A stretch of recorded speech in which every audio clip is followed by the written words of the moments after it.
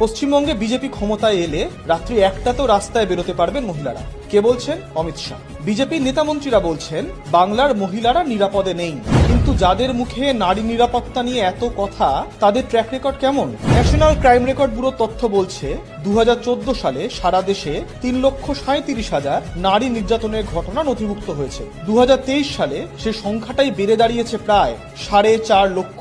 নারী নির্যাতনে প্রথম 3টি রাজ্য হলো উত্তরপ্রদেশ, মহারাষ্ট্র আর রাজস্থান। এই রাজ্যগুলোতে কাদের সরকার রয়েছে? হ্যাঁ, ঠিক, বিজেপি সরকার। একদিকে পানিহাটি কেন্দ্রে বিজেপি প্রার্থী হিসেবে দাঁড় করিয়েছে অভয়ের মা রত্না দেবনাথকে, আর সেই বিজেপিরই 54 জন সাংসদ বিধায়কের নামে রয়েছে যৌন নিগ্রহের অভিযোগ।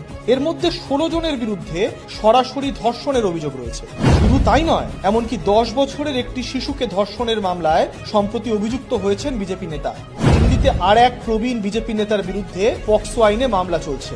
এই বছর 2 আগে বাংলার একজন বিজেপি নেতা সব্যসাচী ঘোষকে ঘিরেও সরব হয়েছিলেন বিরোধীরা। তার বিরুদ্ধে নাবালিকা পাচার চক্র চালানোর অভিযোগ উঠেছিল। সম্প্রতি বিহারে এক গৃহবধূকে যৌন হেনস্থার ভিডিও দেখে শিউরে উঠেছিল দেশবাসী। প্রকাশ্য রাস্তায় তাকে হেনস্থা করার ভিডিও ছড়িয়ে দিয়েছিল দুষ্কৃতীরা। কুলদীপ সেঙ্গার, প্রজ্জ্বল রেভান্না, বাবা রাম রহিম, স্বামী চিন্ময়ানন্দ, এই নামগুলো এখন আমাদের জানা। কোনো না কোনো সময় এদের সমর্থনে এগিয়ে এসেছেন বিজেপি নেতারা।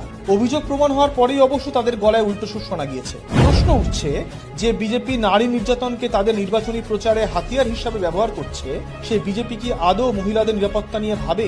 বিজেপি ক্ষমতায় এলে কি বাংলার নারীরা আদৌ নিরাপদে থাকবেন, নাকি নির্যাতনের ভুক্তভোগীরা স্রেফ নির্বাচনের ভোট কোরানোর স্বার্থে ব্যবহৃত হতে থাকবে?